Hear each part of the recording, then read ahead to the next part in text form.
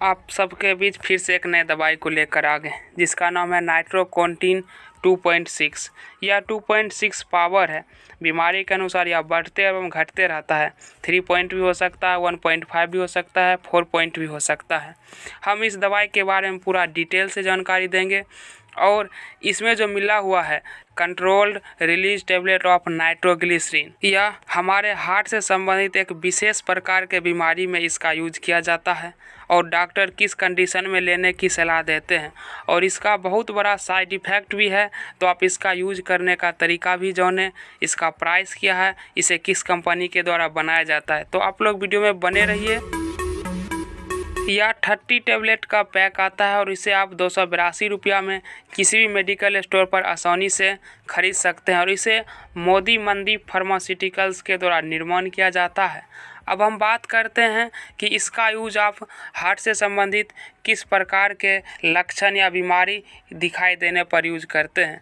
तो इसका यूज आप चेस्ट में, यानी आपके चेस्ट में 24 आवर पेन रहता है और जिससे हम एंजाइना रोग के नाम से भी जानते हैं। यह एंजाइना एक प्रकार का सीने का दर्द होता है जिसमें हमारे रक्त वाहिका के संकुचन, यानी हमारा रक्त नलिका जो होता है वह सिकुड़ जाता है, जिसके कारण आपके हार्ट यानी दिल को सही रूप से ब्लड की आपूर्ति नहीं हो पाती है, सही रूप से ऑक्सीजन नहीं मिल पाता है, जिसके कारण आपके हार्ट को पर्याप्त मात्रा में ये सभी चीज़ नहीं मिलने के कारण आपके हार्ट नलिका में दर्द होते रहता है।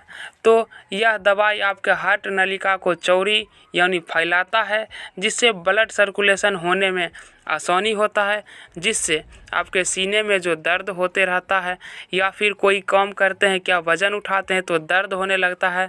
तो इन सभी प्रकार के दर्द में इस प्रकार के बीमारी या लक्षण दिखाई देने पर आप इस नाइट्रोकॉन्टिन 2.6 टेबलेट का यूज कर सकते हैं। जब इस प्रकार का दर्द आपके हार्ट में हो तो आप इसे अनदेखा नहीं करें और तुरंत डॉक्टर के संपर्क में आए। यह हार्ट अटैक का संकेत भी हो सकता है, तो आप इसे सावधान रहें और अच्छे डॉक्टर, हार्ट के डॉक्टर से इसे इलाज ज़रूर करें। अब हम इसकी डोज की बात करते हैं तो इस दवाई का डोज आप बहुत ही सावधानी से करें।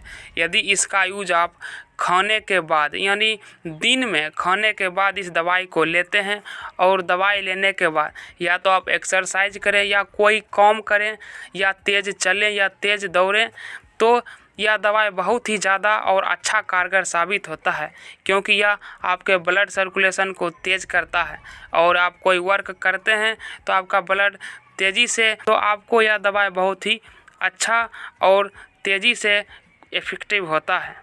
अब हम बात करते हैं कि आपको सावधानी क्या बरतनी है।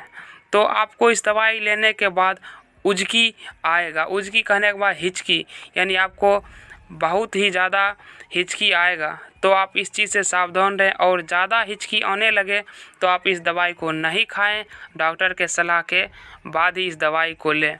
अब हम बात करते हैं कि प्रिकॉशन की। तो आपको यदि इस प्रकार का बीमारी है तो आप हरे पत्तेदार सब्जी का सेवन करें, कैल्शियम युक्त चीज़ों को अपने भोजन में शामिल करें, अंडा खाएं, तो आपका इस प्रकार का बीमारी जल्दी ठीक हो जाएगा। फैटी एसिड यानी वसा का सेवन नहीं करें, जिससे आपकी कोलेस्ट्रॉल कंट्रोल रहे, जिससे कि आपका हार्ट से संबंधित जो भी बीमारी है यह जल्द ही ठीक हो जाए।